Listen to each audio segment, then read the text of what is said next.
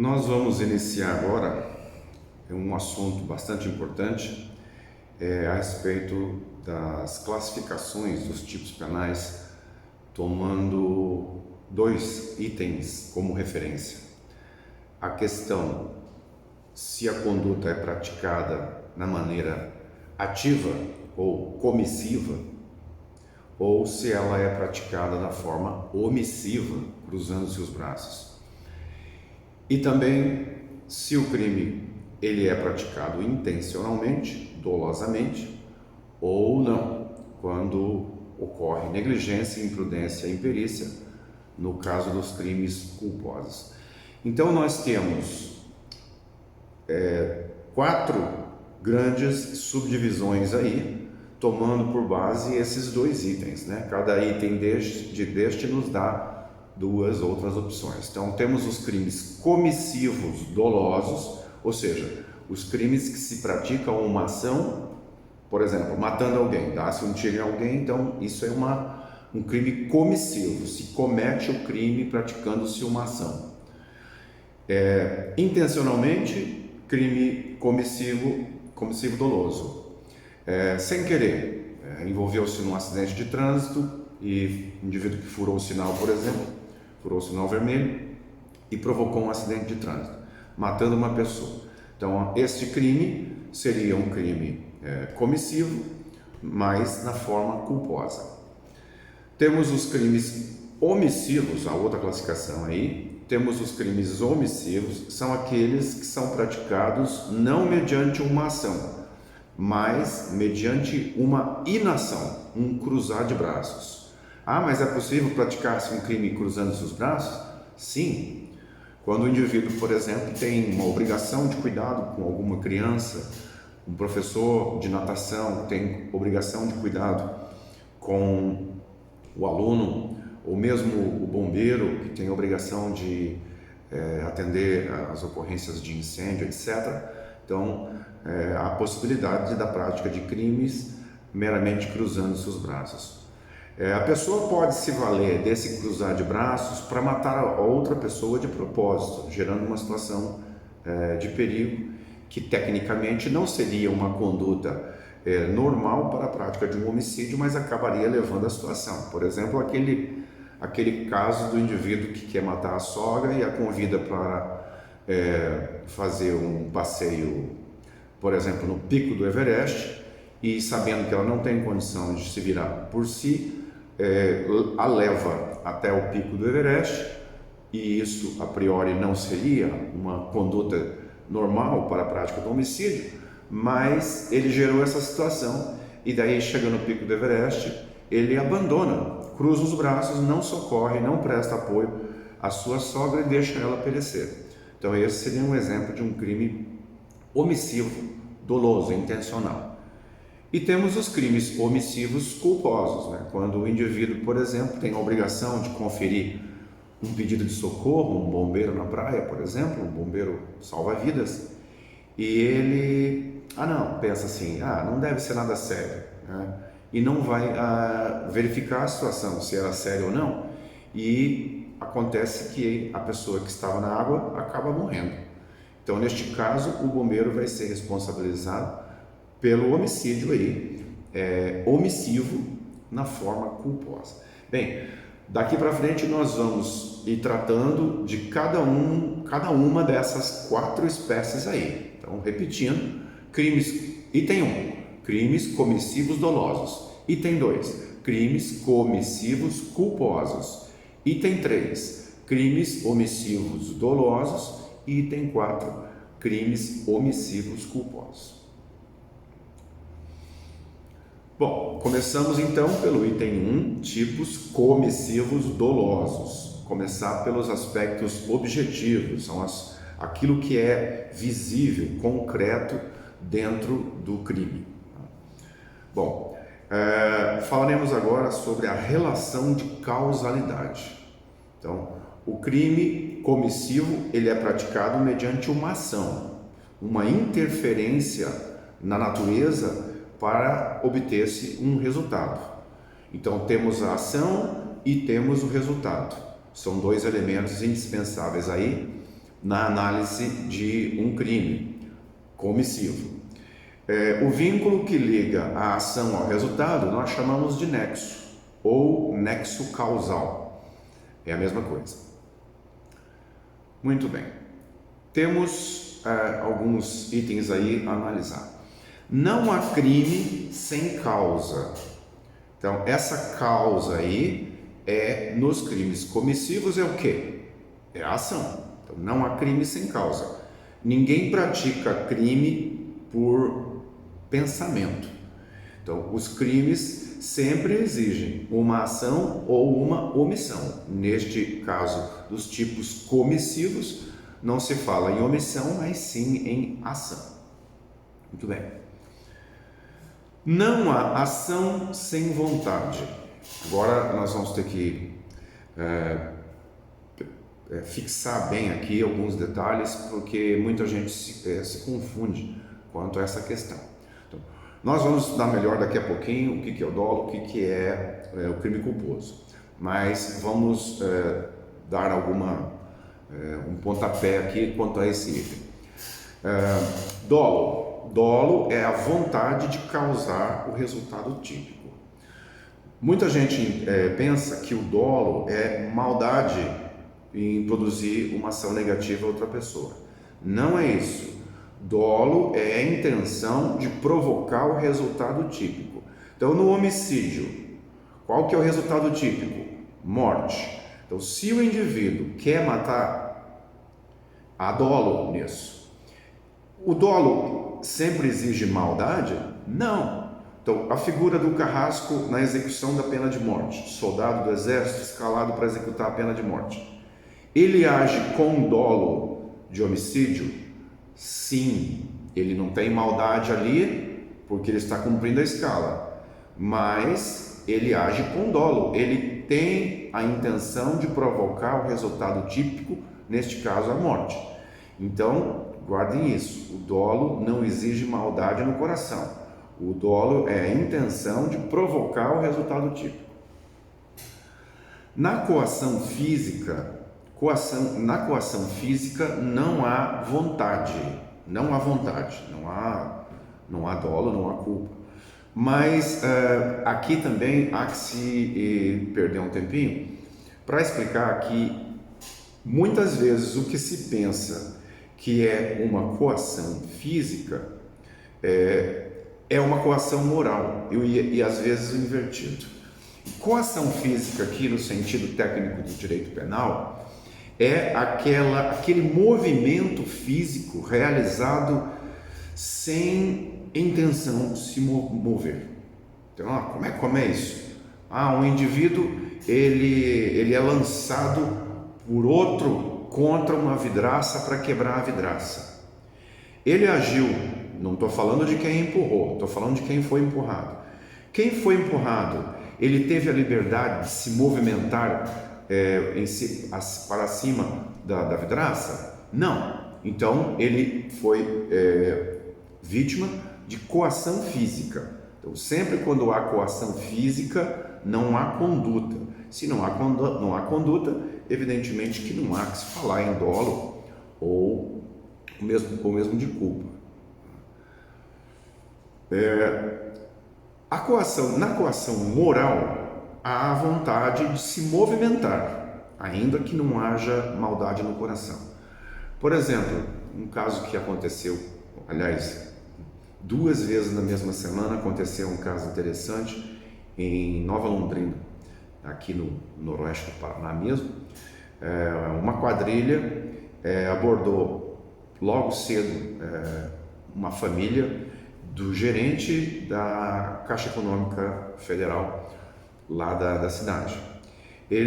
O gerente foi obrigado a se deslocar até a Caixa, tendo a sua família como vítima ali nesse momento ficou sequestrada dentro da própria residência, né?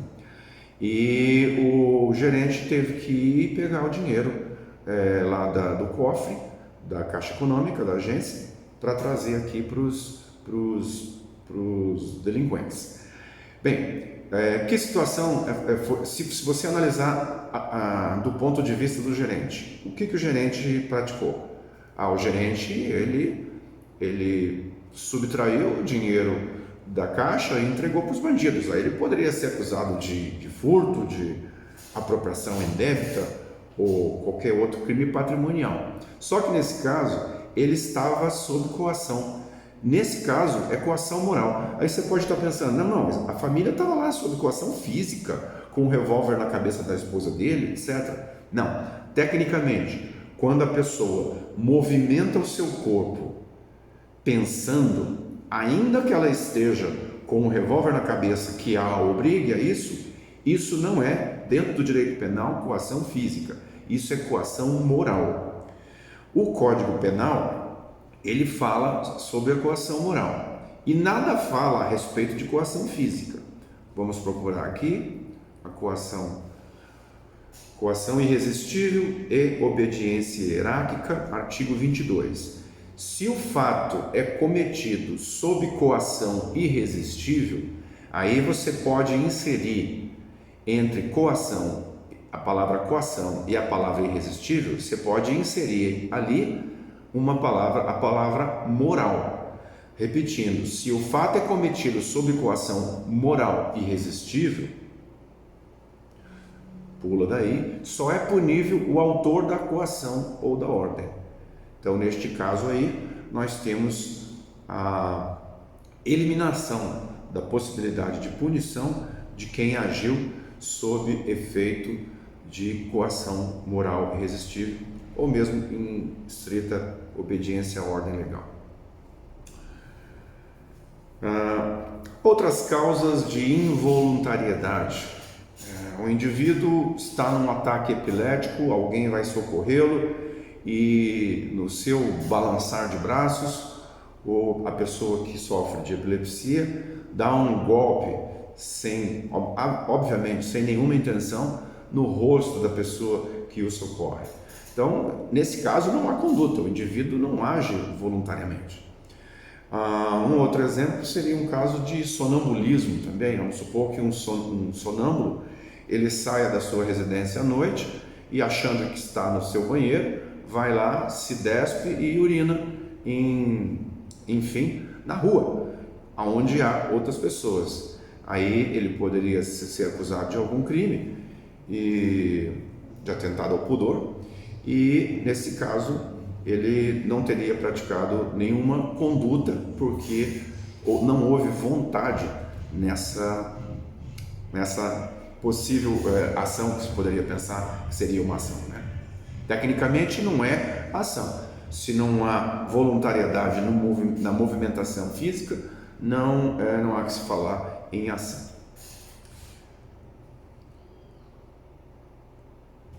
Bom, nós estamos falando então de ação, agora vamos falar um pouquinho de resultado. Não há muito que se cogitar a respeito do que é um resultado de crime. Claro, está lá o tipo penal, matar alguém.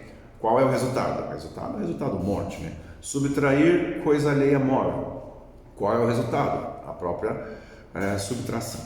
Bom, neste assunto do crime, classificação dos crimes quanto ao resultado, nós temos uma grande discussão na doutrina, uma divergência na doutrina quanto a o que são os crimes materiais, os crimes formais e crimes de mera conduta.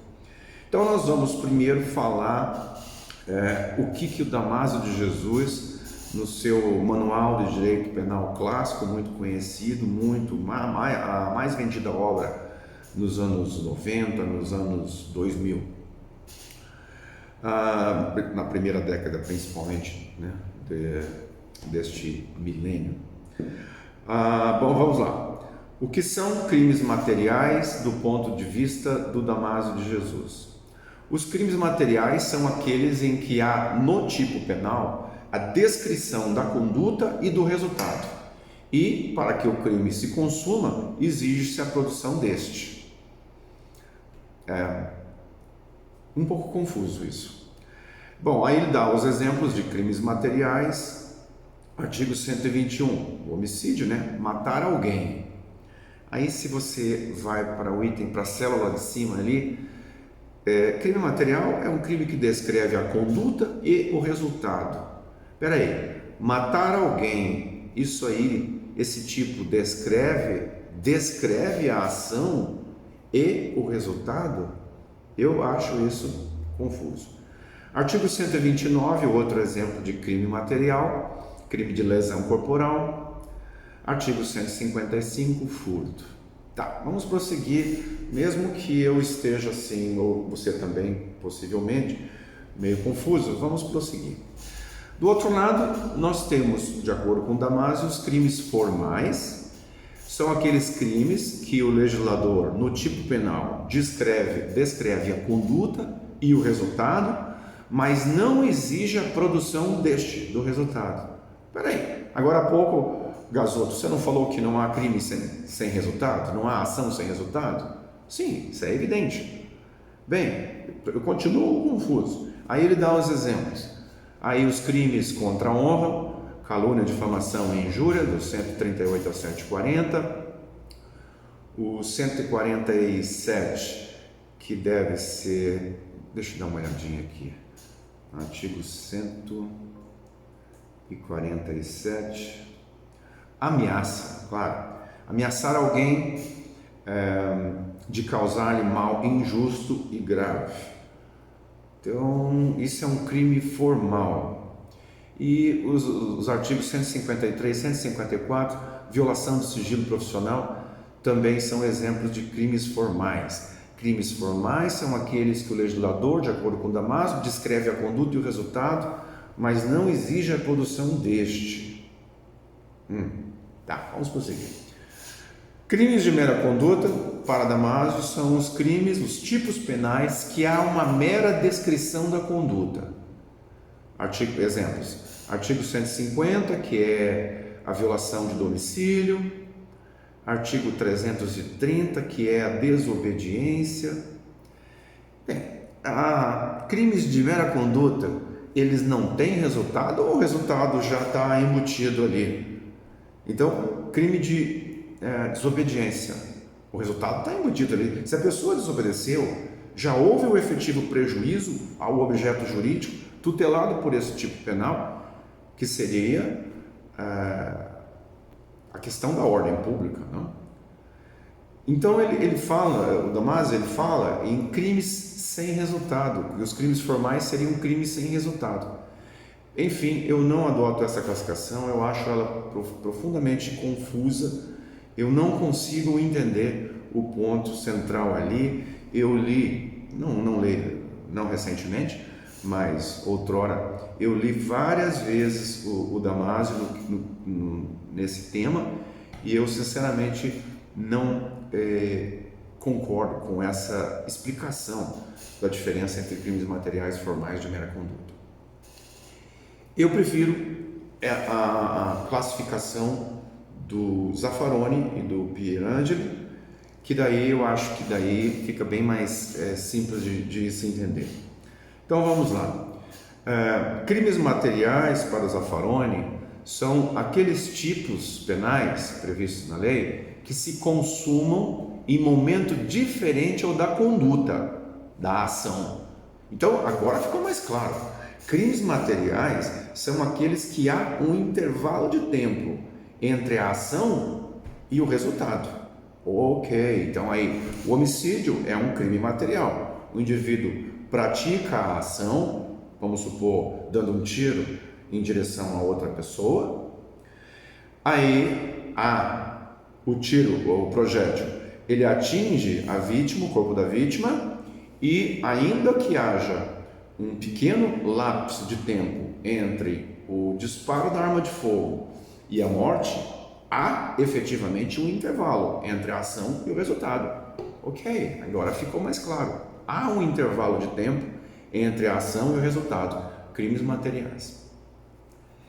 Crimes, do outro lado da tabela, nós teríamos os crimes formais e de mera conduta.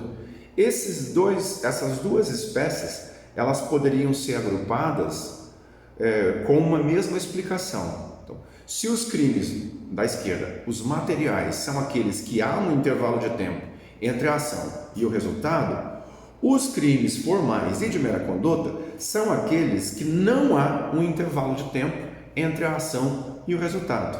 Então vejamos aí um exemplo ali, o artigo 147, o crime de ameaça. Então, ao mesmo tempo que o indivíduo ele fala o que ele tem que falar, a ameaça, ele produz a ameaça, ao mesmo tempo a vítima já está sendo ameaçada. Então não há um intervalo de tempo entre a ação e o resultado. E o outro exemplo aí, o artigo 213, o estupro. Ao mesmo tempo que está havendo a ação do estuprador, já está havendo o resultado típico. Então agora parece que ficou claro. Crimes materiais são aqueles que têm um intervalo de tempo entre a ação e o resultado, e os crimes formais e de mera conduta não há um intervalo de tempo entre os dois. Mas nós temos ainda que fazer a distinção entre crimes formais e de mera conduta. Então vejamos, o Zaffaroni fala o seguinte, que nos crimes formais, o resultado jurídico já acontece com a conduta, mesmo não havendo lesão efetiva do objeto tutelado. Então, na ameaça, o indivíduo fala assim para o outro: eu vou te matar. Bem, será que a pessoa que foi vítima da ameaça, ela realmente se sentiu ameaçada? Não sei, mas para o legislador isso não importa. Então, não há necessidade de, no processo penal, se provar que a pessoa ameaçada, ela se sentiu efetivamente ameaçada. Por quê? Porque se trata de um crime formal. Basta a prova da ação, já se prova o resultado. E daí, nesse caso, tanto faz se a vítima se sentiu ou não ameaçada. De qualquer maneira, ameaça é um crime de ação penal pública condicionado à representação da vítima. Se a vítima não quiser o processo, ela não representa e não haverá daí nenhum processo. Nos crimes de mera conduta, também o resultado jurídico já acontece com a conduta, da mesma maneira que nos formais. Só que, efetivamente, o bem jurídico tutelado foi afetado. Daqui não há que se cogitar se a vítima do estupro, se ela se sentiu estuprada, não. É claro que ela foi estuprada. No caso da ameaça, eu não sei se a vítima se sentiu ameaçada ou não. Por isso que é um crime formal. Já no crime de estupro, eu sei se a vítima foi estuprada, se foi contra a vontade dela, ela foi estuprada. Então não há que se cogitar se o bem jurídico foi efetivamente lesado. Aqui é certo. Então, a distinção entre crimes formais e de mera conduta é que nos crimes formais pode ser que não tenha havido efetiva lesão ao bem jurídico tutelado pela norma. Então, no caso da ameaça, pode ser que a vítima não tenha se sentido efetivamente ameaçada, mas isso não importa. Já nos crimes de mera conduta, sim, o bem jurídico sempre é afetado. Ok? Mas então vamos discordar aqui de Damásio, que quando ele fala que nos crimes formais de mera conduta não há um resultado. É claro que há resultado, toda a ação tem um resultado. Então vamos adotar aqui a classificação de Zaffaroni. Aí vocês podem estar se perguntando, vai fazer diferença se um juiz adota a classificação do Zaffaroni ou adota a classificação do Damásio? Na jurisprudência, às vezes há confusão entre o que é um crime formal, o que é um crime de mera conduta. Lá, buscando decisões do Supremo, muitas vezes eu encontrei divergências, mas isso não produz resultado prático, ok? Tanto faz se entende que um crime é formal ou é um crime de mera conduta. Por quê? Porque nesse caso, em ambos os casos, se o promotor comprovar a ação, já se comprova o resultado. Então, tanto faz se o juiz vai entender que aquilo é um crime formal ou de mera conduta. Agora, se houver confusão, se um crime é material ou não, aí sim isso pode trazer diferença. Por quê? Nos crimes materiais, o Ministério Público ele tem que provar a ação e o resultado. Mais uma advertência: não se pode confundir crimes materiais com crimes que deixam vestígios materiais. Nós vimos aí que na classificação do Zaffaroni, o estupro é um crime de mera conduta. Entretanto, o estupro é um crime material, porque deixa vestígios materiais. Bom, algumas conclusões aqui. Quanto à tentativa de crime, no caso dos crimes materiais, como há um intervalo de tempo entre a ação e o resultado, todos os tipos penais de crimes materiais admitem a tentativa. Olha, se há um intervalo de tempo entre a ação e o resultado, pode haver uma interrupção dessa ação aí. Então, é uma questão de lógica. Todos os crimes materiais admitem a possibilidade de tentativa de crime. Quanto aos crimes formais e aos crimes de mera conduta, isso vai depender do tipo. Por exemplo, uma ameaça verbal não admite a tentativa, porque ou a pessoa falou a frase que queria falar e produziu a ameaça, ou ela não falou. Então não existe tentativa de ameaça verbal. Já no caso do estupro, que é um crime de mera conduta, há a possibilidade de tentativa de estupro. A pessoa pode estar ali forçando a vítima e nisso alguém interromper esse processo. Então, vamos ter isso em mente. Nos crimes materiais, sempre há a possibilidade da tentativa de crime. Nos crimes formais de mera conduta, isso vai depender do tipo penal. Quanto às provas dos crimes, disse agora há pouco, nos crimes materiais, cabe ao acusador produzir a prova da conduta e também a prova do resultado. Então, num caso de homicídio, o promotor tem que produzir prova no sentido de que o acusado, ele disparou a arma de fogo. Então, aí nós temos aí as provas, às vezes as perícias comprovam que o indivíduo atirou com aquela arma. Às vezes testemunhas visualizam a ação, e cabe ao promotor também produzir a prova do resultado, no caso da morte. Então aí juntando o laudo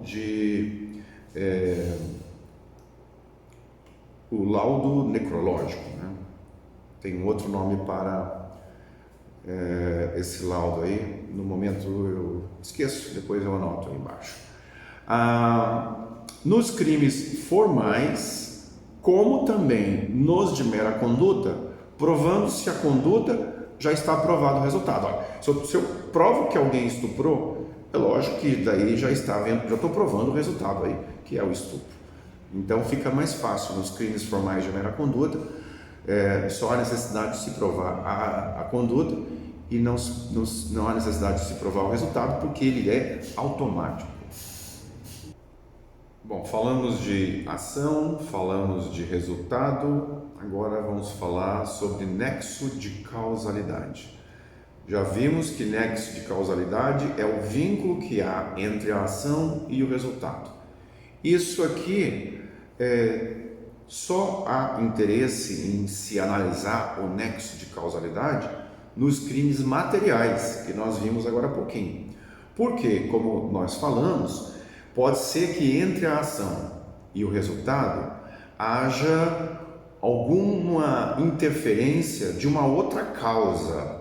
Então, a ação foi, vamos supor, um tiro contra a outra pessoa. E o resultado vai ser a morte daqui a meia hora. Mas pode ser que entre uma outra causa nessa história. E daí isso pode gerar alguma confusão. Como, por exemplo, quando alguém dá um tiro numa pessoa, vem a ambulância, socorre a vítima e no meio do caminho para o pronto-socorro acontece um acidente de trânsito e a vítima da tentativa de homicídio acaba morrendo ali porque bateu a cabeça na ambulância. Então aí nós temos a ação, que foi o tiro, e temos uma segunda causa, que foi o acidente, até que se produziu o resultado. Isso pode gerar, então, uma certa dúvida. É essa dúvida que a gente vai tentar solucionar para vocês aí agora com esse estudo. Então, a questão da análise do nexo de causalidade só tem relevância nos crimes materiais, justamente porque há um intervalo de tempo entre a ação e o resultado e pode, nesse intervalo, haver uma interferência de uma segunda causa. Sempre que vocês forem ler algum manual de direito penal neste assunto, se vai falar da tal da teoria da equivalência dos antecedentes causais, ou, em latim, teoria da conditio sine qua non. Sine qua não, condição sem a qual não. Fala-se que no artigo 13 do Código Penal nós temos a adoção dessa teoria. Então vamos à leitura do artigo 13. Considera-se causa a ação ou omissão sem a qual o resultado não teria ocorrido. Então, onde está essa teoria aí? Essa teoria, ela fala o que está ali, é o óbvio. Tudo aquilo que interferiu na produção do resultado é causa. Tudo aquilo que interferiu. Bem, aí a gente poderia fazer algumas digressões aí, né? Alguém comprou uma arma da marca Taurus, um revólver da marca Taurus, para matar uma segunda pessoa. Hoje de manhã, ele pegou a arma, procurou a vítima e deu 3 tiros nela, e daí isso provocou o óbito da vítima. Ok, não há questão nenhuma que a ação do tiro aí, ela foi evidentemente a ação típica. Mas se pergunta, e o dono, analisando o seu artigo 13, e o dono da marca Taurus, ele não agiu com alguma causa nesse homicídio? Se ele não tivesse fabricado o revólver, teria acontecido esse homicídio dessa maneira? Bem, se você analisar sob esse ponto de vista, você vai aplicar o artigo 13, você vai denunciar também o dono da fábrica Taurus. Considera-se causa a ação, nesse caso, o fabrico da arma, sem a qual o resultado não teria ocorrido. Então nós temos que limitar. Obviamente, nós não vamos culpar o dono da marca Taurus. Isso é questão de lógica, né? Então, como que nós vamos restringir a aplicação desse artigo 13? Vamos restringir no momento que vamos analisar a questão da intenção, do dolo ou da culpa. Ok, realmente o fabrico da arma foi causa do homicídio. Entretanto, o dono da marca Taurus agiu com dolo, com a intenção de provocar o resultado típico? Não. Agiu com culpa, negligência, imprudência ou imperícia? Não. Então, não se pode falar que ele praticou crime. Não existe, quanto à intenção, uma terceira opção. Ou o tipo penal é doloso ou é culposo. Se não há dolo, não há culpa, não há crime. Então nós resolvemos. O artigo 13, ele é muito amplo. Considera-se causa a ação ou omissão toda, sem a qual o resultado não teria ocorrido. Mas então nós temos que limitar essa aplicação. Senão nós vamos condenar Adão e Eva também, porque se eles não tivessem namorado, esse criminoso que praticou o crime hoje não teria matado outra pessoa, certo? Então nós temos que restringir mediante análise da intenção do agente. Bom, então vamos a algumas questões aí que poderiam causar perplexidade na análise do concurso de causas. Bom, vamos falar agora sobre concurso de causas. Há concurso de causas quando entre a ação de um agente e o resultado interfere uma segunda causa. Por exemplo, o indivíduo dá um tiro em outro com a intenção de matar, mas não há morte imediatamente, chega uma ambulância para prestar socorro à vítima e no caminho para o hospital acontece um acidente de trânsito e a vítima morre por causa das lesões produzidas em decorrência do acidente. Então, nesse caso, nós temos uma primeira causa que foi o tiro e a segunda causa que foi o acidente. Então, esse estudo de agora vai servir para resolver problemas desta natureza, quando nós temos mais que uma causa que poderiam ser consideradas na produção do resultado. Então, nós temos uma primeira divisão, que são as causas absolutamente independentes e as causas relativamente independentes.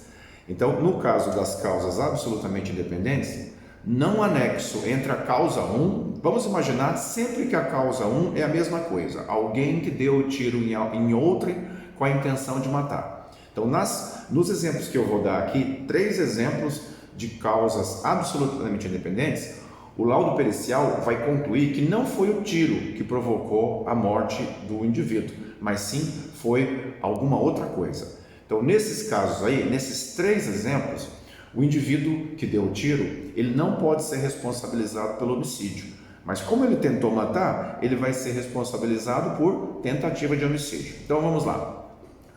Vamos supor que o agente queria matar a vítima, dar um tiro nela, só que no laudo pericial constatou-se que a vítima tinha tomado veneno e o laudo afirmou categoricamente que a vítima morreu exclusivamente por causa do veneno e não por causa do tiro. Então, nesse caso, o agente do tiro responde só por tentativa de homicídio e não por homicídio consumado. O segundo exemplo, o indivíduo dá um tiro em outro, mesmo caso, sempre a causa 1 é sempre a mesma, e o laudo pericial constata que a vítima morreu por causa de um ataque cardíaco que não teve nada a ver com o estresse da situação de tiro. É lógico que é difícil para um laudo médico ser categórico nesse sentido, mas vamos imaginar que isso aconteça. Então, o laudo pericial diz categoricamente: não foi o tiro que matou a vítima, foi o ataque cardíaco que não tem nada a ver com o tiro, porque o indivíduo já tinha uma doença séria, etc. Terceiro exemplo de causa absolutamente independente. Um indivíduo dá um tiro em outro e antes que a vítima venha a falecer, acontece um desabamento ali. Vamos supor que caia uma pedra, alguma coisa, né? Uma pedra na cabeça do indivíduo por algum motivo ou outro que não tem nada a ver com o tiro. E o laudo pericial vai constar o quê? Morreu em razão de lesão cerebral, em razão do instrumento pedra, né? Qualquer coisa que tenha caído na cabeça da pessoa. Ok, então nesses 3 exemplos, o laudo pericial diz que o tiro não teve nada a ver, diz que a morte foi provocada por uma outra causa. Bem, se não foi provocada pelo tiro, então obviamente que o indivíduo o que deu o tiro, não vai poder ser responsabilizado por homicídio consumado, e sim por homicídio tentado. Agora nós vamos falar sobre causas relativamente independentes. Aqui já há um nexo entre a primeira causa, que foi o tiro, e o resultado. Então vejamos, um indivíduo dá um tiro numa vítima, essa vítima é aidética e, por ser aidética, ela tem a imunidade diminuída. Neste caso, o fato dela ser aidética ajuda no resultado morte dela, mas o tiro foi dado e daí vem aquela questão: vai ser responsabilizado por homicídio ou por tentativa de homicídio? Vejamos, o que o laudo pericial vai constar aqui? Vai constar que o tiro não teve nada a ver? Não, o tiro provocou a situação de agravamento da situação física do indivíduo e acabou provocando a sua morte. Então, sim, é uma causa relativamente independente, não é absolutamente independente. Então, neste caso, ele vai ser responsabilizado como? Por homicídio consumado. Isso vale também para a situação que o indivíduo ele tem problemas de coração e alguém dá um tiro nessa vítima e a situação de estresse provocou o ataque cardíaco que acabou matando o indivíduo. Então, neste caso, diferentemente do primeiro exemplo, agora sim o ataque cardíaco foi estimulado por causa da situação do estresse do tiro. Nesse caso, quem deu o tiro responde por homicídio consumado.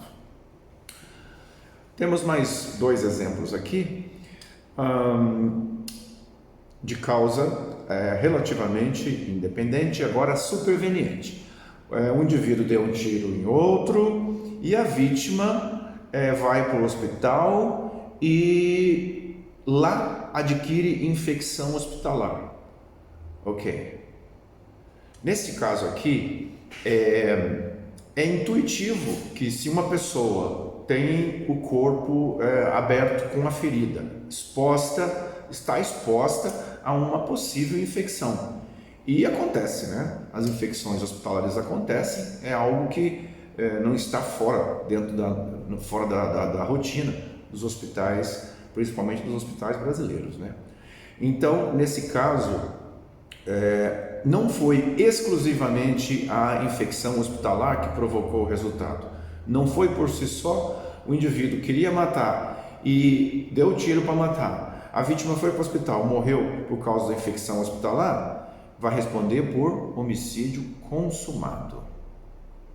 Diferentemente do último exemplo agora, mesmo caso, o indivíduo dá o tiro em outro com a intenção de matar e a vítima foi para o hospital por causa do tiro e lá recebeu um remédio errado. O que o laudo pericial vai constar? Vai constar que foi o problema do remédio que provocou o resultado morte. Então, neste caso, o indivíduo que deu tiro não vai poder ser responsabilizado por homicídio consumado, mas sim por tentativa de homicídio. Qual é a diferença entre os dois últimos exemplos?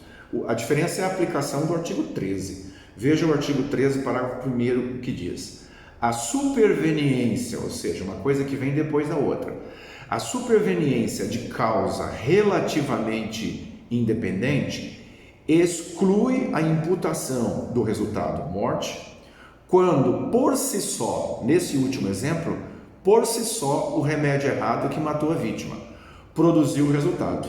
Entretanto, os fatos anteriores, ou seja, o tiro com a intenção de matar, imputam-se a quem os praticou. Portanto, se o indivíduo deu o tiro com a intenção de matar e depois houve uma segunda causa que rompeu essa ordem natural e já aí provocou a morte, então aí ele não é responsabilizado por homicídio, mas sim por tentativa de homicídio. Bom, então, fazendo uma síntese desse assunto concurso de causas, nós temos o seguinte: se há conduta com a intenção de provocar um resultado, no mínimo há tentativa. Então, vocês viram que em todos os exemplos o indivíduo deu tiro com a intenção de matar e em todos os exemplos, no mínimo, haverá responsabilização por tentativa de homicídio. Exclui-se o resultado, que é o homicídio consumado, quando ele foi produzido por si só por outra causa. Que outra causa? O remédio errado. Que outra causa? O indivíduo tinha um problema já e ele iria morrer de qualquer maneira por esse outro problema. Então, essa segunda causa aí, ela que provocou o resultado. Bem, nós vimos então os aspectos objetivos do tipo comissivo doloso, aspectos objetivos apenas, né? Ação, resultado, nexo causal.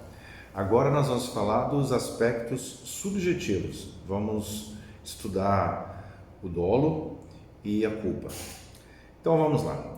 O artigo 18 do Código, no inciso 1º, ele nos conceitua o crime doloso. Vamos à leitura. Disse o crime, inciso 1º, doloso, quando o agente quis o resultado ou assumiu o risco de produzi-lo. Então aqui nós temos duas espécies de dolo. Quando a gente quer o resultado, então ele representa, ele pensa assim: se eu realizar essa ação, eu vou produzir aquele resultado, eu quero esse resultado. Então esse é o dolo direto.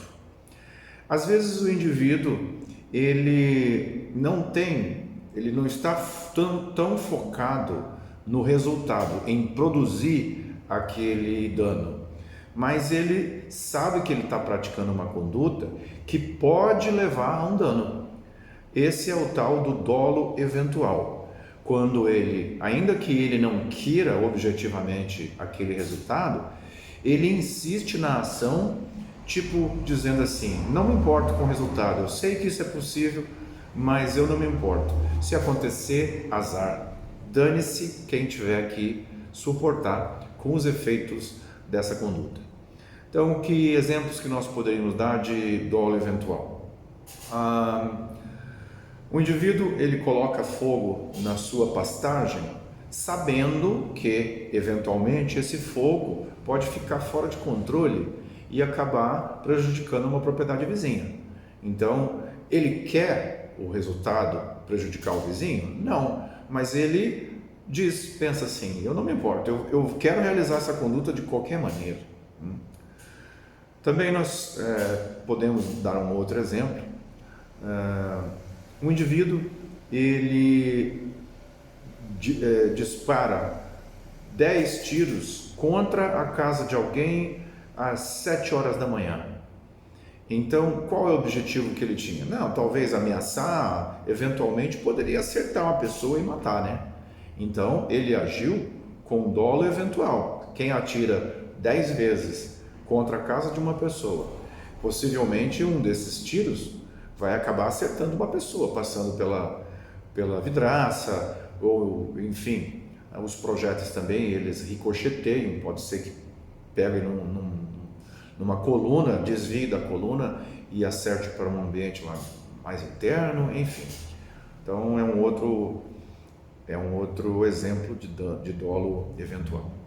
Também na minha atuação como procurador da República, várias vezes denunciei indivíduos contrabandistas que, perseguidos pela polícia, eles acionavam um dispositivo para produzir fumaça e assim prejudicar a visibilidade e o controle da viatura pelos policiais. Isso, dependendo da velocidade, dependendo da rodovia, pode caracterizar uma tentativa de homicídio. Tentativa de homicídio com dolo, ainda que com dolo eventual. Tá? Então, terceiro exemplo aí de dolo eventual. Ok. Nós falamos de dolo e ainda não falamos quais são os elementos que integram esse dolo. Existem algumas teorias para tratar do assunto. Teoria da representação.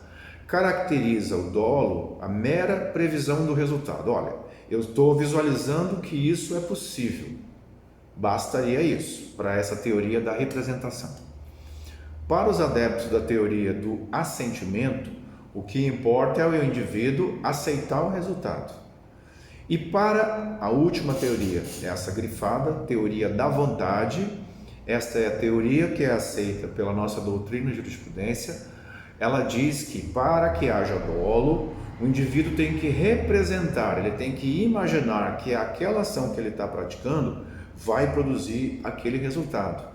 E precisa a vontade de praticar essa ação. Então, esqueçam a teoria só para conhecimento, né? Teoria da representação, a teoria do assentimento, só foram explanadas aqui para dizer que elas não bastam dentro da nossa doutrina e jurisprudência.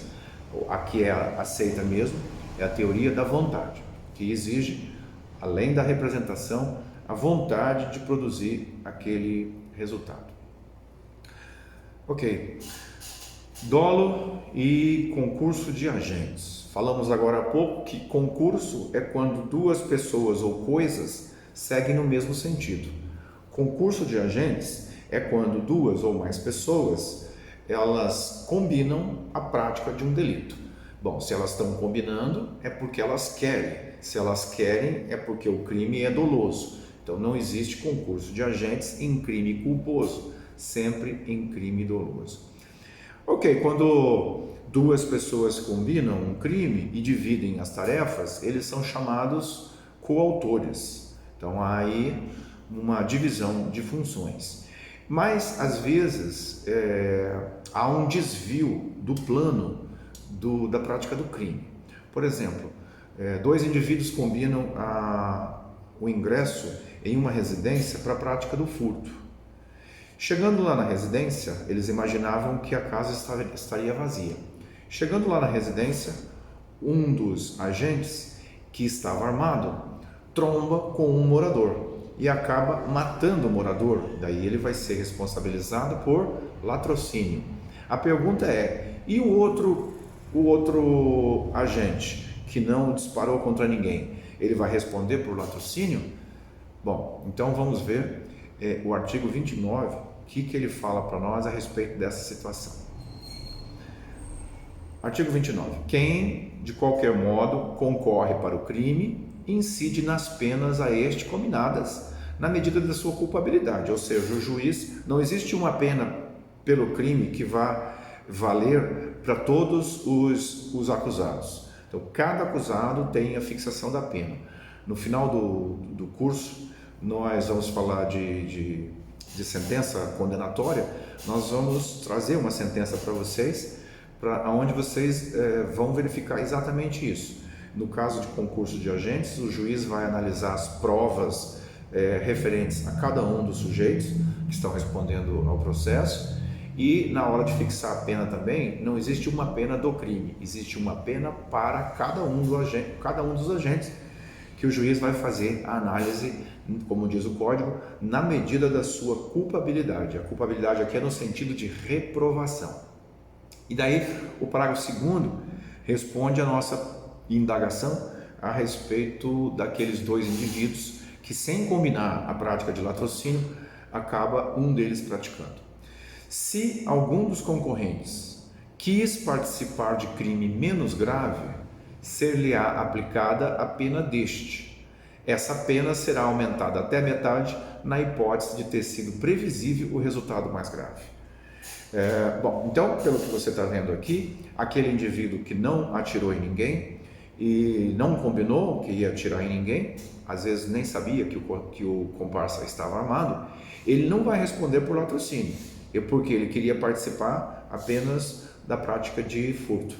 Então ele vai responder por furto, porém a pena desse crime de furto vai ser aumentada até a metade nessa hipótese, porque era previsível o resultado mais grave, que eventualmente poderia ter uma pessoa ali dentro e eventualmente o comparsa poderia matar. Então ele vai responder por essa pena de furto, não latrocínio, porém uma pena agravada.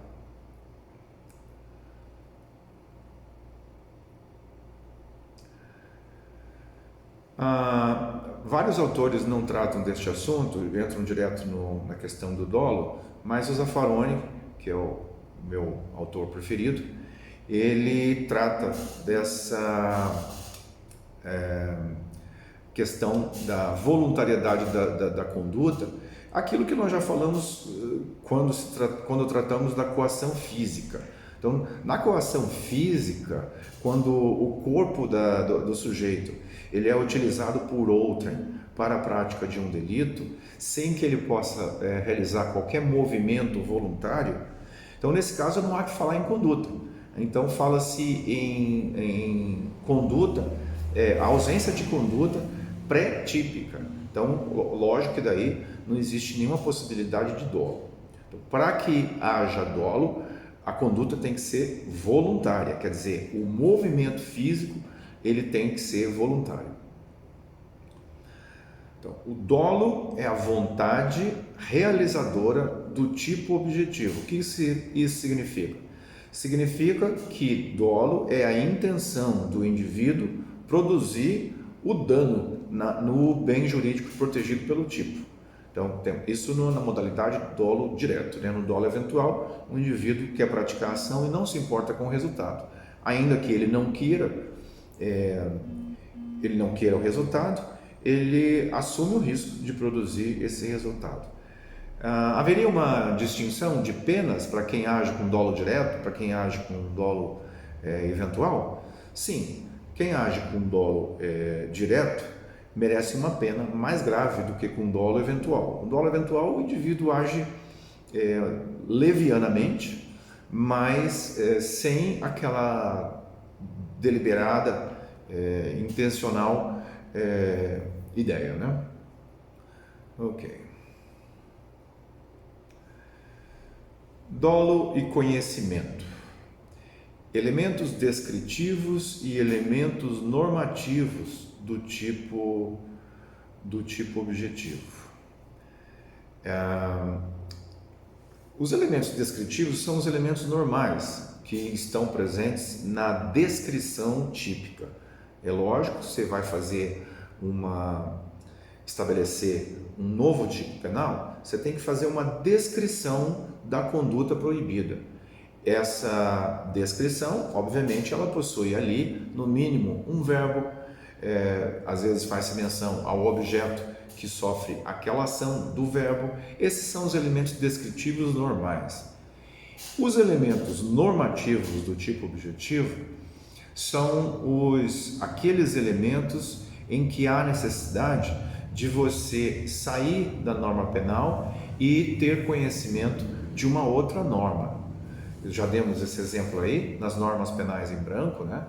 Mas, por exemplo, quando nós falamos de crimes tributários, a lei pune os crimes tributários, a sonegação de tributos, mas não explica o que é tributo. Então, quando o legislador diz sonegar, etc, etc, tributo, o tributo é um elemento normativo do tipo, porque há necessidade de que nós saibamos quais são os tributos.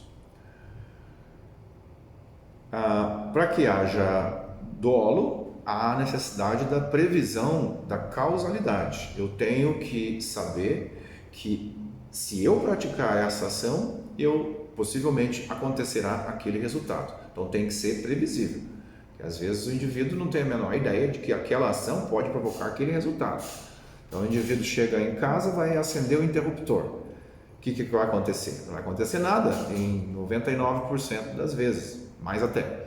Mas vamos supor que tem um vazamento de gás, aquele acender o interruptor pode provocar uma explosão que pode matar várias pessoas ali que estejam chegando ali no ambiente, ou que possa matar um vizinho, seja lá quem for, né? Então, para que haja dolo, há necessidade da previsão da causalidade, isto é, do vínculo que com esta ação eu vou produzir aquele resultado. Se eu não sei disso, se não há previsão de causalidade, o indivíduo não pode ser responsável por crime doloso, mas sim por crime culposo. Há necessidade que o indivíduo saiba que ele está praticando um fato antijurídico? Não. Disse que nós adotamos apenas um dolo natural, ou seja, é apenas a vontade de produzir aquele resultado típico, independentemente se ele saiba que aquilo é crime ou não. Então nós veremos adiante que existem situações aí que o indivíduo não sabe que aquilo é crime. Eventualmente ele pode se isentar de pena, mas a regra não é essa, a regra é outra. O desconhecimento da ilicitude do fato não é causa de isenção de pena a priori. Bem, então qual é a pergunta aqui deste item? A pergunta para caracterizar o dolo, há necessidade de que o agente saiba que a conduta que ele está praticando é crime? A resposta é não. Há dolo na simples vontade de praticar esta ação típica para produzir aquele resultado típico, independentemente se o indivíduo sabe se aquilo é ilícito ou não. E tratando disso, da ilicitude o conhecimento da ilicitude do fato, vamos ver o artigo 21, que outrora a gente vai trazer mais detalhes a respeito desse. Vamos ver. Artigo 21. O desconhecimento da lei é inexcusável. O que significa inexcusável? É imperdoável. Então essa é a regra. Se o indivíduo não sabia que aquilo era crime, isso é indiferente a priori, porque ninguém pode alegar que não sabe que furto, que roubo, que homicídio, que estupro são crimes. Isso aí é evidente. Só que existem alguns tipos bizarros no Brasil, alguns tipos menos conhecidos, como aqueles que eu já passei para vocês. Relembrando, tem uma lei extravagante que criminaliza a ação de adjetivar-se a palavra couro para designar algo que não é pele de animal. Então você chega na loja, tem lá uma plaquinha apontando para uma jaqueta, peça de couro vegetal, peça de couro sintético. Isso não existe. Couro é pele de animal. Se é sintético, não é pele de animal, ok? Então, as indústrias de curtume no Brasil, elas fizeram um lobby e conseguiram a edição de uma lei especialmente para criminalizar essa conduta de você colocar um adjetivo na palavra couro para designar algo que não seja pele de animal. Isso é um tipo raro, possivelmente só existe aqui no Brasil mesmo. Então, se um comerciante ignorante desse tipo penal pratica essa conduta, ele pode alegar, gente, eu não sabia que isso era crime. Inclusive, eu vejo em todos os lugares a denominação couro sintético, couro vegetal, couro ecológico, coisas assim. Então, ele pode alegar isso. E quem é que vai ajudá-lo nesse ponto se o artigo 21, na parte que eu li até agora, não ajudava? A segunda parte, aí vem o legislador no artigo 21. Depois de falar que o desconhecimento da lei é inexcusável, aí vem a exceção. O erro sobre a ilicitude do fato ser inevitável isenta de pena. Então, um pequeno comerciante não ter conhecimento dessa lei que diz que não pode adjetivar a palavra couro para designar algo que não é pele de animal, ele vai se beneficiar, ele vai ser absolvido. Ele vai ter praticado um fato típico, um fato antijurídico, mas esse fato não será culpável. De qualquer maneira, ele vai ter agido com dolo. Ele agiu com dolo, porque o tipo é adjetivar a palavra couro para designar algo que não é pele de animal. Ele queria adjetivar? Queria. Então ele agiu com dolo, o dolo desse tipo. Mais uma vez eu insisto, o dolo não exige maldade. O dolo é a vontade de praticar aquela ação que está prevista na lei como crime ou como contravenção e produzir aquele resultado. Se o indivíduo não sabe que aquilo é crime, mesmo assim ele age com dolo. No caso, ainda continuando nesse caso aí de desconhecimento da lei, se o erro do comerciante era evitável, aí ele vai ser condenado pelo crime, mas vai ter a pena diminuída de 1/6 a 1/3. Existem alguns tipos penais, o dolo está sempre implícito, né? Então, você lê lá o artigo 121, matar alguém, entenda-se, matar alguém dolosamente, pena de 6 a 20 anos. Artigo 155, furto, subtrair, entenda-se, dolosamente, não tem nem como subtrair culposamente, né? Bom, isso não importa para o momento. Enfim, todo tipo penal, todos os tipos penais são puníveis na forma dolosa, intencional. Quando você lê o tipo penal, você está lendo, quando não há especificação se aquele tipo penal é doloso ou é culposo, é porque ele é doloso. Quando o legislador não fala nada, o tipo é doloso. Todas as condutas são punidas na forma dolosa. Só algumas são punidas na forma culposa, por negligência, imprudência e imperícia. Então, você vai lá no artigo 121, vamos nos dirigir agora ao Código Penal, no artigo 121, matar alguém, entenda-se, matar alguém dolosamente. Aí você quer saber se matar alguém sem querer, culposamente, é crime. O que você faz? Você desce, vai descendo o código, você vai verificar se existe a figura do homicídio qualificado, ou melhor, o homicídio culposo, perdão. Aí você vai lá no artigo 3º e vem o legislador dizendo assim: se o homicídio é culposo, pena, aí a pena é bem menor do que a do homicídio doloso, detenção de 1 a 3 anos. Já não é mais reclusão, é detenção, e a pena é bem menor, de 1 a 3 anos. Então existe a figura do homicídio culposo. Agora vamos lá para o furto, aquele que eu tinha dito. Artigo 155.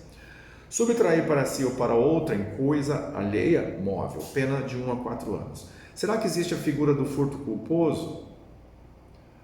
Bom, aí você vai para baixo, tem furto qualificado, furto, enfim, não existe a punição por furto culposo. O legislador aí foi lógico, né? Ficaria meio sem sentido você punir um furto sem querer. Isso pode acontecer, né? Houve um exemplo, há uns 2, 3 anos aí na imprensa, que o indivíduo saiu do shopping e foi procurar o seu carro, viu um carro que ele achou que era dele e usou a chave normal, abriu o carro com o controle, funcionou o carro e ele saiu. Depois de andar uns 5 minutos, ele foi perceber que não era o carro dele. Uma grande coincidência, né? Então isso aí poderia ser enquadrado, né, como um furto sem querer, um furto culposo. Só que o furto culposo não encontra punição no nosso código, não existe a figura do furto culposo. Ok, voltamos a falar agora a respeito dos elementos subjetivos do tipo distinto do dolo. Então, eu disse que todo crime é punido na forma dolosa e o dolo está implícito. Então, matar alguém dolosamente, ou seja, intencionalmente.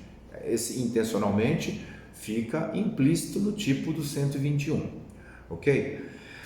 A lei do dolo, às vezes, só alguns tipos exigem um conhecimento a mais para caracterizar o dolo. Então, por exemplo, o crime de calúnia. Caluniar alguém imputando-lhe falsamente fato definido como crime. Aí no parágrafo 1º vem não quem calunia, mas quem espalha a calúnia. Também é crime, cuidado com isso. Parágrafo 1º. Na mesma pena incorre quem, sabendo falsa a imputação, a propala ou divulga. Então aqui, repare que o legislador, ele dá um reforço no dolo, que já era implícito. Então aqui, quando ele diz sabendo falsa, ele está dizendo, o indivíduo tem que ter conhecimento que aquilo é falso, não pode sem querer passar o negócio para frente. Ok? Um outro exemplo, o crime de bigamia, contrair alguém sendo casado, novo casamento. Aí vem aquela pessoa que casa com quem já é casado. Aquele que, não sendo casado, contrai casamento com pessoa casada, conhecendo essa circunstância, é punido com a pena de reclusão ou detenção de 1 a 3 anos. Então veja que aqui, essa pessoa que casou com o bígamo, ele só vai ser punido se ele tiver conhecimento dessa circunstância. Então isso exige isso é um plus, é um a mais em relação ao dolo. E qual é a consequência desse elemento subjetivo do tipo distinto do dolo? Vou repetir, elemento subjetivo, se é subjetivo, é porque é da pessoa, é da cabeça da pessoa, e é distinto do dolo, quer dizer, é algo que está fora do simples dolo de querer praticar aquela conduta, é um elemento subjetivo a mais.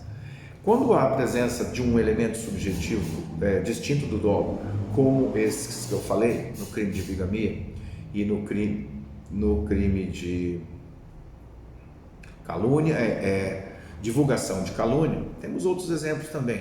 Temos o caso de receptação de coisa furtada, roubada, então também existe essa diferença. Bom, nesses casos aí, quando há um elemento subjetivo do tipo distinto do dolo, esse reforço no dolo, aí só caracteriza o delito quando houver o dolo direto, né? O dolo quando a gente quer provocar aquele resultado. Não se admite a essas hipóteses o dolo eventual. O dolo eventual é quando tem aquele dane-se, né? O indivíduo, não que ele queira produzir aquele resultado, mas ele diz, vou praticar isso e dane-se. Então, por exemplo, uma moça recebe uma proposta de casamento e ela não está muito certa se quem fez a proposta já era casado ou não. Um indivíduo veio lá do Nordeste para cá há pouco tempo, está aqui, ele recebe algumas mensagens de filho, etc. Aí a moça fica com uma dúvida se ele é casado ou não, mas mesmo assim ela se casa. Então, nesse caso, ela não vai ser responsabilizada. Por quê? Porque o parágrafo 1º do artigo 235 exige que ela conheça a circunstância efetivamente de o seu noivo já ser casado.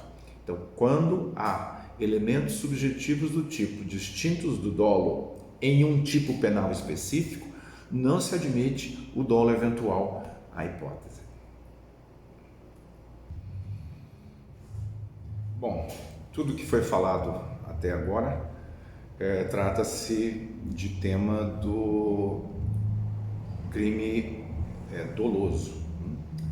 Agora nós vamos falar sobre os crimes culposos. Ok, então o que um tipo penal culposo exige?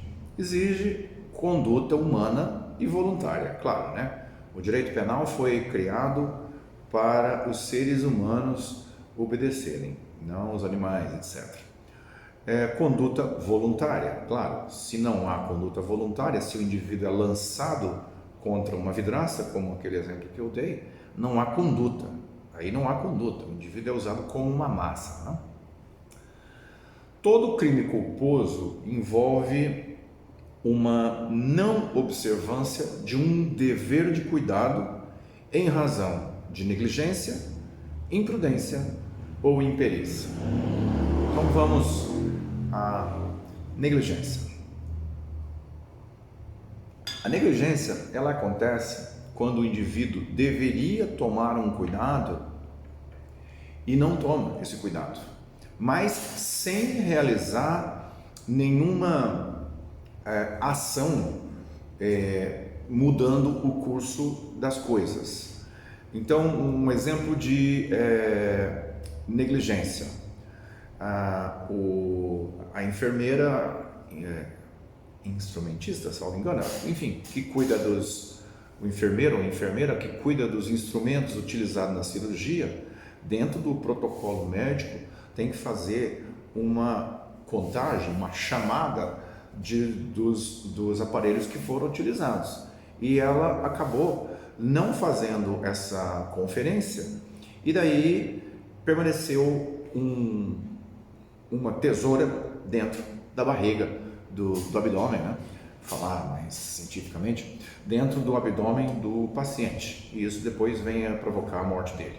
Então, nesse caso aí, foi a falta de controle por parte do instrumentista, salvo engano, que provocou aquele resultado. Então, foi por negligência.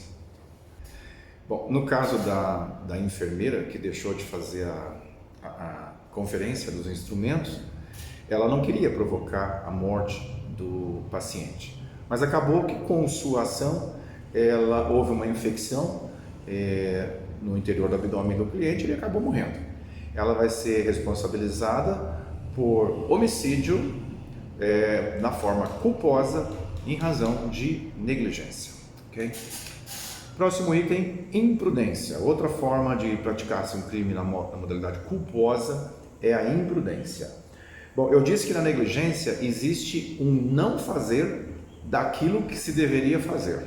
Agora, na imprudência, é um fazer algo de maneira arriscada e que acaba provocando um resultado. Então, os casos de acidente de trânsito em razão de excesso de velocidade,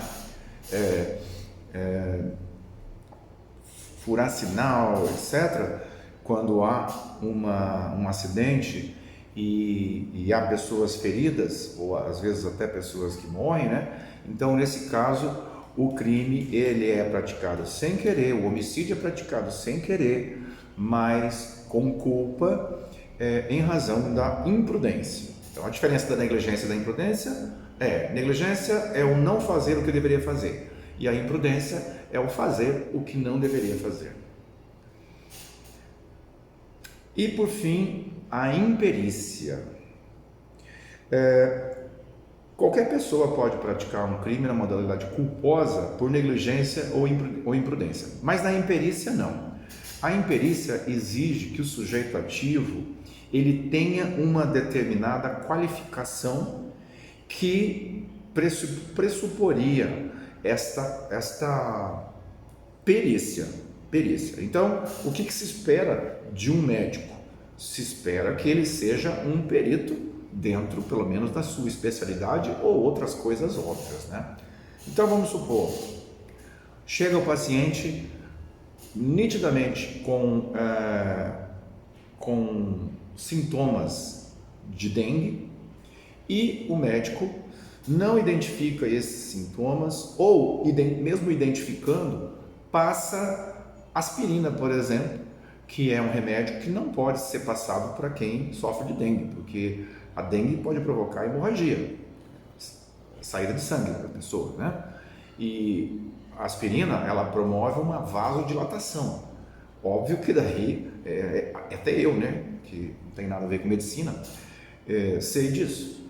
Então, um médico que receita uma aspirina para um paciente que está com dengue, ele vai, e se isso provocar a morte do paciente, o médico vai ser responsável pelo crime de homicídio culposo na forma de imperícia, ok? Então, quem é que pode praticar crimes culposos por imperícia? Quem é tecnicamente perito, então o médico dentro da sua área, o engenheiro civil que erra no cálculo e daí provoca o desabamento de um prédio, o bombeiro que tem que ter conhecimento que existem variados tipos de extintor de incêndio.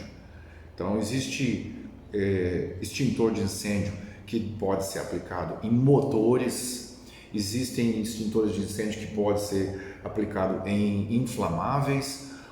Eu não sei, salvo engano, são 5 tipos de extintores básicos que nós temos por aí. Eu não sei classificar o A, B, o C, D ou E. Eu teria que pegar o extintor e ler o que está escrito ali para poder constatar se eu poderia ser usado numa situação de incêndio. Mas vamos supor que o bombeiro, numa situação dessa, ele sem saber da diferença dos tipos de extintor, ele utiliza o extintor errado e, ao invés de apagar o incêndio, ele aumenta o incêndio, provocando a morte das pessoas. Aí, nesse caso, ele vai ser responsabilizado também por ser um imperito. Reparem que o só fato de se falar em médico, ou enfermeiro, ou em bombeiro, não quer dizer sempre que vai se caracterizar como imperícia. O exemplo da enfermeira que deixou de fazer a verificação dos instrumentos utilizados na cirurgia não se caracteriza por imperícia, porque ela já sabia que tinha essa obrigação. Não foi falta de qualificação dela, foi a preguiça de fazer supostamente, né, nesse exemplo que eu dei, né, foi a preguiça de fazer a conferência. Então foi negligência. Então, se o perito erra por falta de qualificação técnica, ele responde por imperícia. Se ele é desidioso, responde por negligência, okay? Ou às vezes por imprudência também. Também o médico que deixa um instrumento cirúrgico dentro do paciente também age com imprudência, né? Bom, o crime culposo se caracteriza pela não existência do dolo, né, da vontade. Então, evidentemente, o resultado tem que ser involuntário. Estou falando de quais são os elementos do fato típico culposo. Conduta humana voluntária, resultado involuntário, ausência do dever de cuidado por negligência, imprudência ou imperícia. Nexo de causalidade, claro, tem que ser esta imprudência aqui que tenha provocado o resultado. tem que fazer a ligação entre a conduta ou entre a omissão e o resultado típico. Previsibilidade objetiva. O indivíduo somente pode ser responsabilizado por culpa quando é previsível que ele agindo daquela maneira ou não agindo, aconteça o resultado. No exemplo que eu dei agora há pouco do indivíduo que acende o interruptor e sem querer provoca a explosão, porque dentro daquele ambiente havia uma grande quantidade de gás de cozinha, então a priori isso não é previsível, então ele não pode ser responsabilizado nem por dolo, porque ele não queria explodir nada, e nem por culpa, porque ele não agiu nem com negligência, nem com imprudência, nem com imperícia. Aliás, seria algo completamente imprevisível. Agora, se fosse, por exemplo, pula para o próximo item. A ausência de previsão, agora é subjetiva, analisando o sujeito. Então, no outro item, previsibilidade objetiva, aí a gente pergunta assim, ordinariamente, se alguém acende um interruptor, acontece alguma explosão? Não. No caso, aconteceu. Então, não seria previsível. Isso refere-se ao fato em geral. Agora, a análise pessoal. Então, tem que ser previsível e o indivíduo não pode ter previsto. Porque se ele previu, aí ele pode ser acusado de dolo. Existe uma situação diferenciada, deixa eu ver se tem aqui, não tem. É quando o indivíduo, só um pouquinho, aqui. Existe uma outra classificação de culpa, chamada culpa consciente e culpa inconsciente.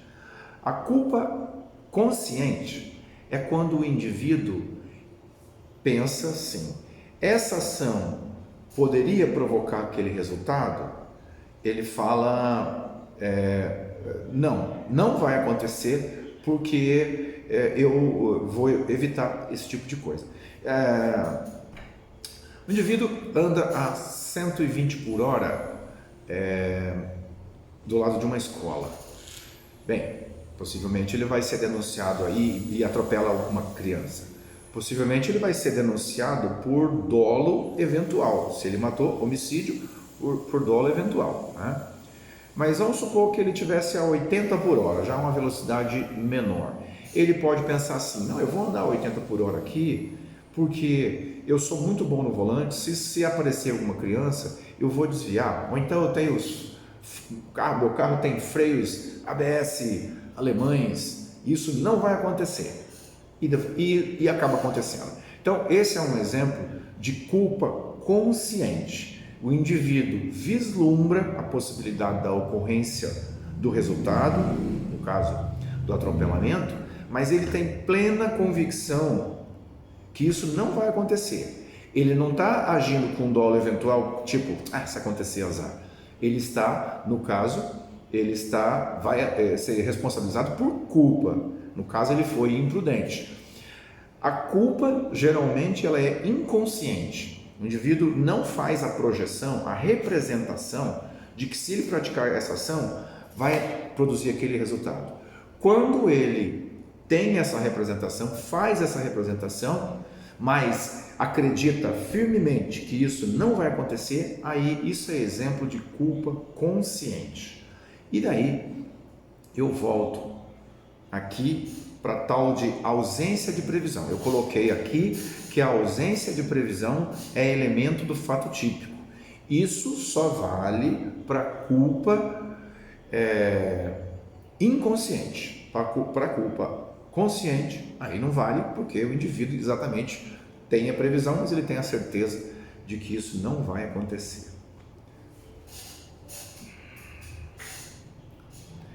Ok?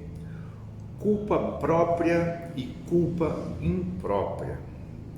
Eu vou dar o exemplo. A culpa própria é normal, então não há nem o que falar dela, é só falar o que é culpa imprópria e você já vai intuir que o resto tudo é culpa própria. O normal é a culpa própria. Vamos ver a tal da culpa imprópria. Eu coloquei o ponto de exclamação aí no roteiro porque muitos autores não adotam essa classificação. Eu também eu a acho desnecessária e também poderia não falar dela, mas como alguns autores falam, eu prefiro falar. Então vamos abrir o código nas discriminantes putativas. Isso aqui é uma expressão nova, né, para você. Discriminantes putativas. Artigo 20, parágrafo 1º. O que é uma discriminante? Nós vimos que crime é um fato típico, antijurídico, porque não está permitido na lei, e culpável. Quais são as causas que eliminam a antijuridicidade? Uma delas é a legítima defesa, o estado de necessidade, o exercício regular do direito, né? Isso aí nós vamos estudar outra hora. Então, nós chamamos essas permissões para a prática de ilícito. Então, é possível matar-se alguém, praticar esse fato típico de homicídio licitamente? Sim. Se for em legítima defesa? Sim. Então, a legítima defesa é uma discriminante. Ela elimina o crime, o fato típico, elimina a tipicidade da conduta. O fato é típico, se é típico, ele é presumivelmente ilícito, só presumivelmente, não é certeza, porque se ele for praticado em legítima defesa ou estado de necessidade, ele é permitido. Então, legítima defesa, estado de necessidade e exercício regular do direito são discriminantes. E o que é uma coisa putativa? Uma coisa putativa é uma coisa imaginária e real, que não existe. Então, do que estou falando? Quando alguém, por exemplo, acha que está em legítima defesa e não está, por um erro de percepção da realidade. Isso é uma discriminante putativa. O que o Código diz quanto às discriminantes putativas? Parágrafo 1º, então, do artigo 20. É isento de pena quem, por erro plenamente justificado pelas circunstâncias, supõe situação de fato que, se existisse, tornaria a ação legítima. Um exemplo. Isso aconteceu em um caso concreto. Policiais estavam fazendo ronda em uma favela e um policial armado com um fuzil identificou uma pessoa, possivelmente com uma submetralhadora numa cobertura. Na imaginação de que essa metralhadora ela poderia ser utilizada contra alguém ou contra a viatura, o policial atirou com o dolo de matar para eliminar o perigo. Ele imaginou que ele estivesse em legítima defesa, ou próprio, se a submetralhadora estava apontada para ele, para os policiais, ou legítima defesa de terceiro, se a submetralhadora estivesse apontada para terceiro. Só que isso foi só produto da imaginação dele. Na verdade, era um morador sem antecedentes criminais que estava com uma furadeira na mão. E o policial, então, acabou errando. Ok, se o erro dele é plenamente justificado pelas circunstâncias, nós vimos o parágrafo 1º na primeira parte, é isento de pena. Nesse caso aí, não creio que o policial tenha atuado com prudência. Eu acho que ele foi imprudente. Aí aplica-se a segunda hipótese aí, na segunda parte do parágrafo 1º. Não há isenção de pena quando o erro deriva de culpa e o fato é punido como crime culposo. Então, o policial tinha intenção de matar? Tinha. Então ele agiu com dolo. Só que ele vai ser punido não por dolo, mas como culpa, porque ele foi imprudente. Perceberam a jogada aqui? Ele agiu com dolo. Se a intenção dele era matar e ele matou, isso aí seria crime doloso. Só que ele vai ser responsabilizado não por dolo, mas por culpa. Essa figura é um exemplo de culpa imprópria. Quando o indivíduo age com dolo e não com culpa, entretanto é punido a título de culpa. Ok?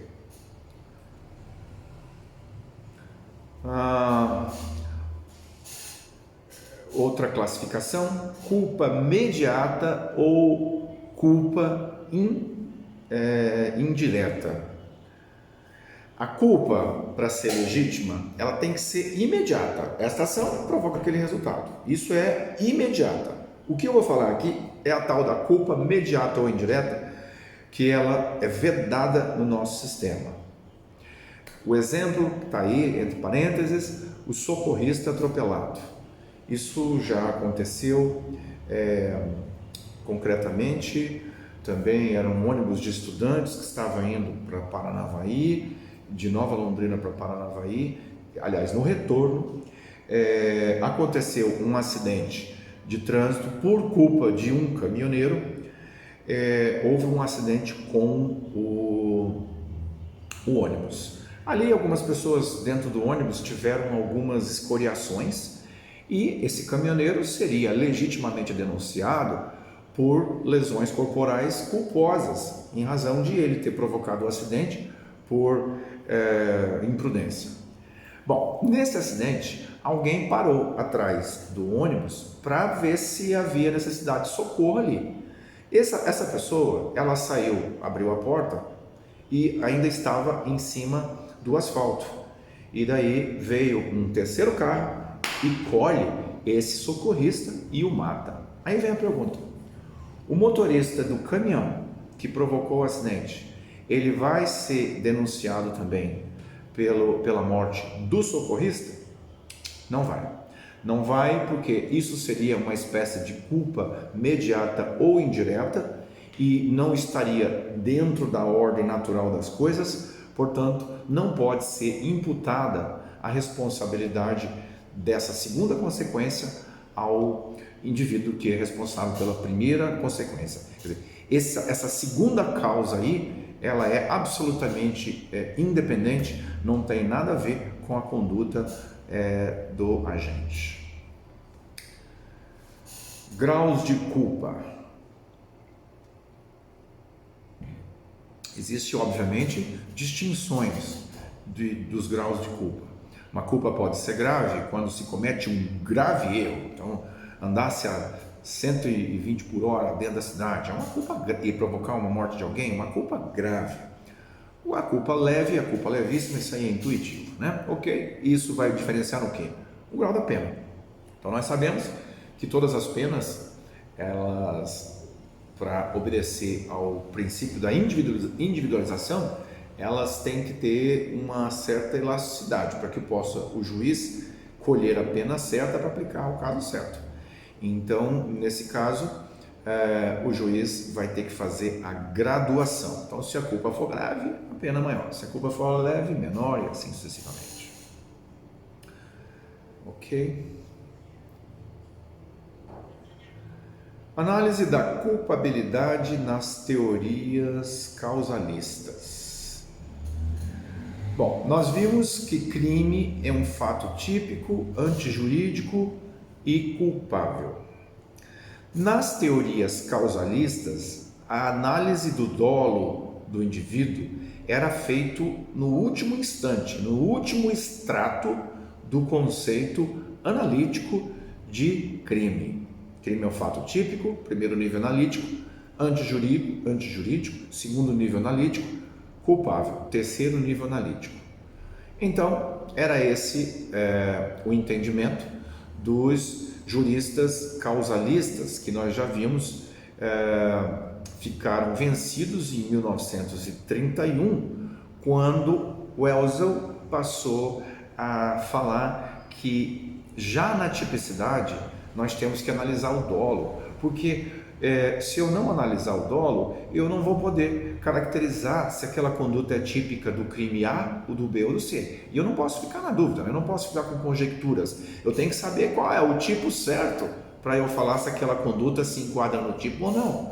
Então, se alguém desfere um tiro na perna de outrem, eu tenho que analisar se foi com a intenção de matar ou não, para eu classificar no 121, ou não, for para classificar no 129. Então, nós chamamos essa teoria que passou a análise da intenção do agente, da culpabilidade para a tipicidade, chamamos isso de teoria finalista. E quando que ela foi desenvolvida? A partir da década de 30, na Alemanha, e aqui no Brasil houve a adoção dela pelos juristas nacionais também há bastante tempo. Ok? Distinção entre negligência e dolo eventual. Bem, agora há pouco nós demos o exemplo e vocês mesmos já podem entender essa situação aí. Na negligência, quando o indivíduo passa ao lado de uma escola a 80 por hora, o indivíduo ele diz assim, não vai acontecer nada. Ele até pode, na culpa consciente, ele até vislumbra a possibilidade, mas ele tem a firme convicção de que aquilo não vai acontecer. No dolo eventual, ele admite a possibilidade da ocorrência e tipo, eu vou praticar a conduta assim mesmo e azar se acontecer. Aí o Zaffaroni, coloquei aí o exemplo do Zaffaroni, o caso dos mendigos russos. Lá na Rússia, numa época de grande dificuldade econômica, havia algumas pessoas que, sem escrúpulos, elas cortavam membros de filhos para que eles pudessem pedir esmola na rua para sensibilizar mais as pessoas na hora de dar essas esmolas. E obviamente que esse procedimento de amputação, ele às vezes poderia resultar na morte, né, por infecção ou mesmo por hemorragia, né, na hora do procedimento. Então, esse caso era um caso de dolo eventual, porque esses indivíduos, esses pais, eles sabiam da possibilidade e pensavam assim, bem, se acontecer, aconteceu. Então, é meio que dane-se, né? Principalmente que a vida não era deles, né? Ok. Então, nós vamos adotar essa teoria aí, a teoria da probabilidade, para distinguir se o indivíduo age com dolo eventual ou se age apenas com negligência. Enfim, a gente tem que analisar concretamente o caso também, não só o grau de intenção do indivíduo, mas concretamente o caso. Alguém que anda a 150 por hora dentro da cidade, durante o dia principalmente, olha, isso aí ele não está sendo imprudente, não. Ele está agindo com dolo eventual, ele está admitindo a possibilidade de matar alguém na direção. Ok? Responsabilidade objetiva.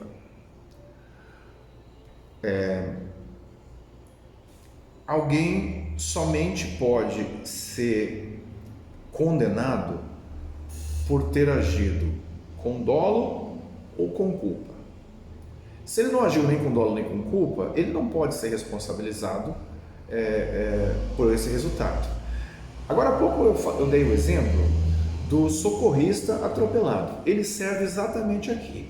Se o motorista que provocou o acidente do caminhão com o ônibus, se ele fosse responsabilizado pela morte do socorrista, isso seria uma espécie de responsabilidade objetiva. Tipo, você provocou o acidente com um ônibus, em razão do acidente do primeiro, surgiu o segundo acidente, você também vai ser responsabilizado pelo segundo acidente. Isso não pode, porque o motorista do caminhão, ele agiu com dolo de matar o socorrista ou de provocar lesão corporal no socorrista? Não. Agiu com culpa quanto ao socorrista, quanto aos integrantes que estavam dentro do ônibus, ok, sem dúvida, vai ser responsabilizado por lesão corporal culposa de quem foi vítima que estivesse dentro do ônibus. Mas, se 10 minutos depois do acidente para um socorrista e ele fica em cima da pista, o motorista do caminhão não pode ser responsabilizado por essa segunda ocorrência, porque já houve uma quebra da ordem natural das coisas aí, em relação à conduta dele. Então, a responsabilidade objetiva é aquela quando o indivíduo não age nem com dolo nem com culpa e é responsabilizado. Isso não é permitido dentro do direito penal. Dentro do direito civil, isso é punível excepcionalmente. Então, quase sempre há necessidade também de dolo ou culpa para se imputar a responsabilidade de um dano a uma pessoa, nocível. Mas excepcionalmente é possível. Quando a pessoa exerce uma atividade extremamente perigosa, como por exemplo as atividades nucleares, isso aí, caso haja um acidente, por exemplo, cai um raio na fábrica, lá na usina atômica de Angra dos Reis, cai um raio lá e vaza algum produto que provoca a morte das pessoas, civilmente, quer dizer, o dono da fábrica, os responsáveis pela fábrica não agiram com dolo de provocar um acidente e matar os vizinhos, não agiram com culpa, porque foi um raio. Mesmo assim, haverá responsabilidade civil e a empresa ela vai ter que pagar a indenização referente a essas mortes. Então, a responsabilidade objetiva é possível no direito civil, ainda que excepcionalmente. No direito penal, jamais. Não há essa possibilidade. Ok. Então, vamos ver aqui algumas normas que indicam que a responsabilidade objetiva no Brasil, criminalmente, ela é vedada. Artigo 18 fala assim: disse o crime, inciso 1º, doloso, inciso 2º, culposo. Não existe uma terceira espécie, portanto, não há possibilidade de alguém ser responsabilizado, senão por dolo ou culpa. Ok? Artigo 19. Pelo resultado que agrava especialmente a pena, só responde o agente que o houver causado, ao menos culposamente. Então, isso acontece quando o indivíduo pratica uma determinada conduta, por exemplo, dá um tapa numa pessoa, responde pelo tapa, ok, mas de repente acontece algo pior. Com o tapa, que seria imprevisível, o indivíduo fica tonto e cai de cabeça e acaba morrendo. Então, nesse caso aí, o indivíduo não vai poder ser responsabilizado pela morte sem que tenha havido nenhuma intenção ou ele não tenha agido com culpa de homicídio. É um exemplo aí, né? Versare in ré ilícita. Versare in ré ilícita seria aquela situação que só pelo fato de alguém ter praticado algo errado, ele se responsabilizaria por tudo, por todas as consequências que poderiam surgir disso. Bom, isso também é vedado, é um exemplo de culpa objetiva, o exemplo ali do caminhoneiro que provocou o acidente com um ônibus, ele é válido aqui também, mas nós temos esse outro aqui, o caso do furto do extintor. Então vamos supor que algum aluno da Unipar, de uma faculdade qualquer, ele, por brincadeira de péssimo gosto, ele tire o extintor de um andar lá da faculdade. E daí, na sequência, um dia, 2 dias, 3 dias depois, acontece um incêndio e culmina em várias mortes e se conclui que foi a falta do extintor que acabou resultando na morte das pessoas. Então, nesse caso, ele vai poder ser responsabilizado pela morte das pessoas? Não, ele não agiu nesse caso aí, nem com dolo, nem com culpa relativamente às mortes, né? Então, seria uma espécie de responsabilidade objetiva. Esse exemplo vale nesse nível, né? Há outras situações que pode não se aplicar, né? Ok? Então, sempre quando há aplicação desse versare in ré ilícito, isso caracteriza a responsabilidade objetiva e isso fere o princípio da culpabilidade. Ok. A questão da embriaguez no Código Penal. O artigo 28, ele é claro, não exclui a imputabilidade penal, segundo, a embriaguez voluntária ou culposa pelo álcool ou substância de efeitos análogos. Quer dizer, a pessoa bebeu, ainda que não saiba muito bem o que está fazendo, ela vai ser responsabilizada como se tivesse sã. Ao contrário do que algumas pessoas poderiam pensar, o embriagado ele age com dolo também. Então, ainda que com dolo eventual, se o indivíduo se embriaga, está lá tomando a cerveja. A embriaguez voluntária é quando o indivíduo se embriaga de propósito, eu vou beber para me embriagar. A embriaguez culposa é quando o indivíduo bebe e acaba ficando bêbado normal, ok? Pelo álcool, qualquer substância, qualquer droga aí, né? A maconha, a cocaína, qualquer crack, poderia ser enquadrado aqui também. Embriaguez não é só alcoólica, é por qualquer outra droga, lícita ou ilícita. Então é isso, o indivíduo bebeu e depois provocou uma briga e matou alguém. Ah, mas eu estava passado, nem me lembro que isso aconteceu. O artigo 28, esse segundo, fala: não haverá isenção de pena, não há exclusão da sua imputabilidade, você vai ser responsabilizado como se você estivesse são. Existem outras formas de embriaguez com outras consequências, mas isso a gente vai estudar num tópico específico outrora. Fim por hoje.